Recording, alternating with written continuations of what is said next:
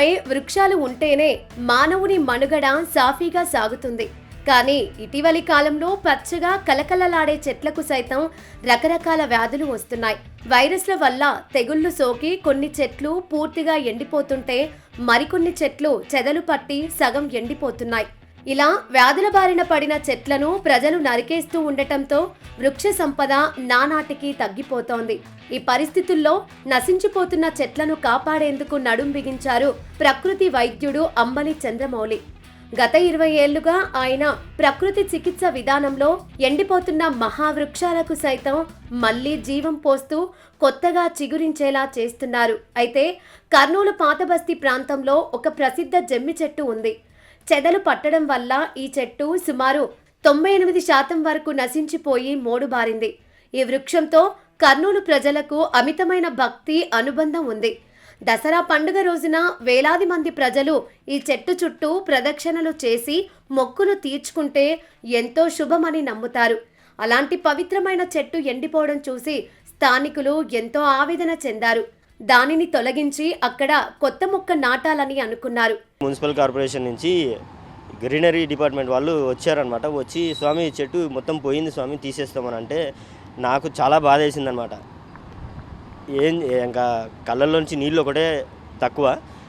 అక్కడికి ఒక దగ్గర ఒక కొమ్మ చిగురు కనిపించింది, అక్కడితో ఆగిపోయారనమాట. తర్వాత చంద్రమౌళి గారు వచ్చారు, వచ్చి దానికి జీవం పోశారు. చాలా సంతోషం, నాకైతే పట్టలేని ఆనందం ఉంది.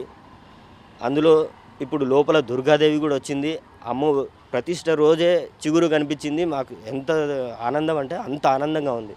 ముందు ప్రత్యేకంగా చంద్రమౌళి గారికి చాలా ధన్యవాదాలు. సరిగ్గా ఈ సమయంలోనే స్థానికులు అంబలి చంద్రమౌళికి చెట్టు గురించి సమాచారం అందించారు. దాంతో రంగంలోకి దిగిన ఆయన చెట్టును చూసి చలించిపోయారు. తనకు ఒక్క అవకాశం ఇస్తే ఆ చెట్టుకు మళ్లీ కొత్త జీవితాన్ని ఇస్తానని హామీ ఇచ్చారు. దాదాపు 30 రోజుల పాటు రాత్రింబవళ్లు శ్రమించి పూర్తిగా ప్రకృతి పద్ధతుల్లో ఆ జమ్మి చెట్టుకు ప్రత్యేక చికిత్స అందించారు. స్థానిక ప్రజలు ఎవరు ఊహించని విధంగా పూర్తిగా ఎండిపోయిన ఆ శమి వృక్షం మళ్లీ పచ్చటి ఆకులతో చిగురించడం ప్రారంభించింది. అసాధ్యాన్ని సుసాధ్యం చేసి తమ భక్తితో ముడిపడిన శమి వృక్షాన్ని కాపాడిన ప్రకృతి వైద్యుడు అంబలి చంద్రమౌళికి కర్నూలు ప్రజలు ప్రత్యేకంగా కృతజ్ఞతలు తెలుపుకుంటున్నారు. చెట్లు ఎండిపోవడంతో 45 రోజుల్లో చిగురు తెప్పిస్తానని చంద్రమౌళి చెప్పారని స్థానికుడు చంద్రకాంత్ అన్నారు. కానీ అనుకున్న దానికంటే ముందే చిగురు వచ్చిందని చెట్టును చూస్తూ సంతోషం వ్యక్తం చేశారు. ఎండిపోయింది మొత్తం, ఏం లేదు, మొత్తం ఎండిపోయింది. ఏమి ఎండిపోయింటే కోస్తుంటే కోయకండి దీనికి ఏమి అని మెంబర్ ఫోన్ చేశాను. ఫోన్ చేసి చెప్పాను, లేలే చంద్రకాంత్ నేను రేపు వస్తున్నా, ఏమి రేపు 7:30 మీ ఆడ ఉంటానని రా అన్నాడు. పోయి వచ్చినాం, చూసినాడు, ఏమో ట్రీట్మెంట్ స్టార్ట్ చేసినాడు. ఏమి తన స్ప్రే గిరే కొట్టి ఏమి ఆయన చెప్పినాడు 45 దినాల లోపల నేను మన చిగురు తెప్పిస్తాను.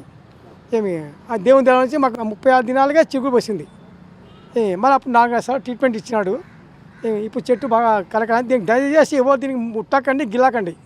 మా ప్రజలు భక్తులు ఏంటంటే కొద్దిగా ఇది చేస్తారు, అది చేయకుండా చెట్టు కాపాడుకుంటాం, అది ముఖ్యం.